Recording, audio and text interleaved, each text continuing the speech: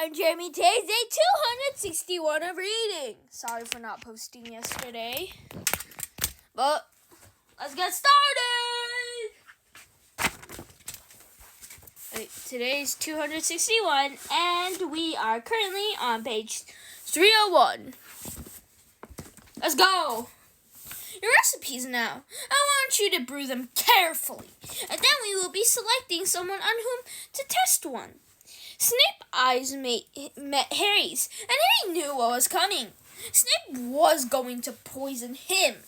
Harry imagined picking up his cauldron and sprinting to the front of the class and bringing it down on Snape's greasy head.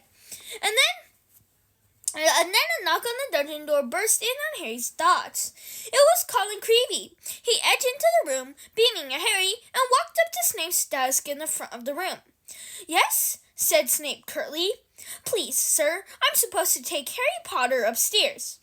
Snape stared down his hooked nose at Colin, whose smile faded from his eager face. "Potter has another hour of potions to complete," said Snape coldly. "He will come upstairs when this class is finished." Colin went pink. Sir, Mr. Bagman wants him," he said nervously. "All the champions have got to go. I think they want to take photographs." Harry would have given anything he owned to have stopped Colin saying those last few words. He chanced half a glance at Ron, but Ron was staring very determinedly at the ceiling. Very well, Snape snapped. "Potter, leave your things here. I want you back down here later to test your antidote." "Please, sir, he's got to take his things with him," squeaked Colin. "All the champions—" "Very well," said Snape. "Potter, take your bag and get out of my sight." This is so funny. Harry swung his bag over his shoulder, got up, and headed for the door. As he walked through the Slytherin desk, Potter's things flashed at him from every direction. "It's amazing, isn't it, Harry?" said Colin, starting to speak the moment Harry had closed the dungeon door behind him. "Isn't it, though? You being champion?" "Yeah, really amazing," said Harry heavily as they set off toward the steps in the entrance hall. What do they want photos for, Colin?" "The Daily Prophet, I think." "Great," said Harry dully. "Exactly what I need. More publicity." "Good luck," said Colin when they had reached the right room. Harry knocked on the door and entered. He was in a fairly small classroom. Most of the desks had been pushed away to the back of the room, leaving a large space in the middle.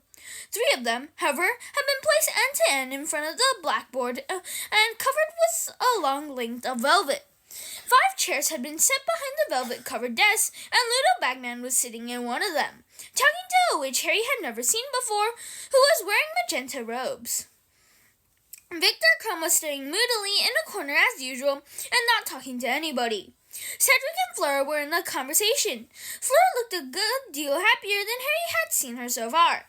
She kept throwing back her head so that her long silvery hair caught the light.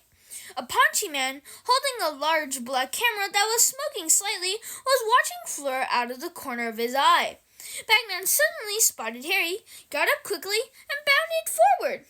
"Ah, here he is! Champion number 4. In you come, Harry. In you come. Nothing to worry about. It's just a wand weighing ceremony. The rest of the judges will be here in a moment." "Wand weighing?" Harry repeated nervously. "We have to check your wands are fully functional. No problems, as they're your most important tools in the task ahead. Experts upstairs now with Dumbledore, and then there's going to be a little photo shoot.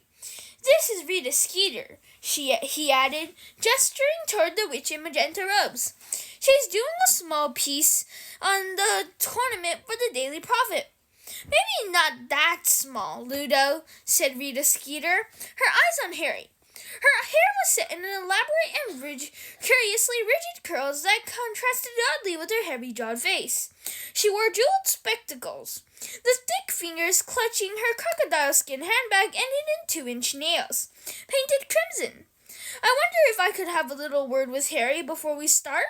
she said to Bagman, but still gazing fixedly at Harry. "The youngest champion, tied a bit of color?" "Certainly," said Bagman. "That days, if Harry has no objection. Said Harry. Lovely, said Rita Skeeter, and in a second her scarlet talon fingers had Harry's upper arm in a surprisingly strong grip, and she was steering him out of the room again and opening a nearby door. We don't want to be in there with all that noise, she said. Let's see. Yes, this is nice and cozy. It was a broom cupboard. Harry stared at her. I also very hate this part. Specific hate for Rita Skeeter. Come along, dear. That's right. Lovely, said Rita Skeeter again, perching herself precariously upon an upturned bucket, pushing Harry down onto a cardboard box, and closing the door, throwing them into darkness. Let's see now. She unsnapped her crocodile skin handbag and pulled out a handful of candles, which she lit with the wave of her wand and magicked into the air, so that they could see what they were doing. You won't mind, Harry, if I use a quick quotes quill? It leaves me free to talk to you normally. A what? Said Harry. Rita Skeeter's smile widened. Harry counted 3 gold teeth. She reached again into her crocodile bag and drew a long, acid-green quill and a roll of parchment, which she stretched out between them on a crate of Mrs. Scour's all-purpose magical mess remover. She put the tip of the green quill into her mouth, sucked it for a moment for apparent relish, and then placed it upright on the parchment, where it stood balanced on its point, quivering slightly. Testing. My name is Skeeter, Daily Prophet reporter. Harry looked down quickly at the quill. The moment Rita Skeeter had spoken, the green quill had started to scribble, skidding across the parchment. Attractive blonde Rita Skeeter, 43, whose savage quill has punctured many inflated mutations. Lovely, said Rita Skeeter yet again, and she ripped the top piece of parchment off, crumpled it up, and stuffed it into her handbag. Now she leaned toward Harry and said, So, Harry, what made you decide to enter Triwizard tournament? Said Harry again, but he was distracted by the quill. Even though he wasn't speaking, it was dashing across the parchment in its wake, and he could make out a fresh sentence. An ugly scar, souvenir of a tragic past, disfigures the otherwise charming face of Harry Potter, whose eyes ignored the quill, Harry, said Rita Skeeter firmly. Reluctantly, Harry looked up at her instead. Now, why did you decide to enter the tournament, Harry?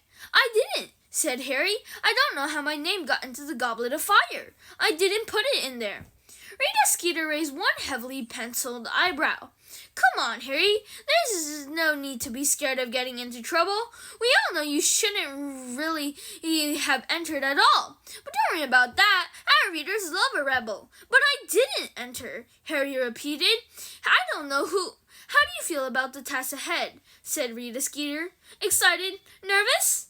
I haven't really thought. Yeah, nervous, I suppose, said Harry, his insides squirming uncomfortably as he spoke.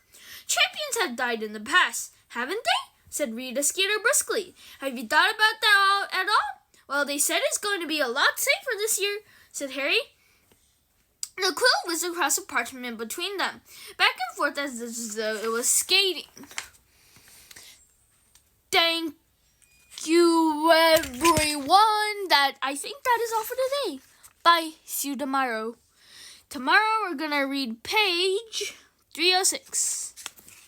Because I think it's done. Peace out.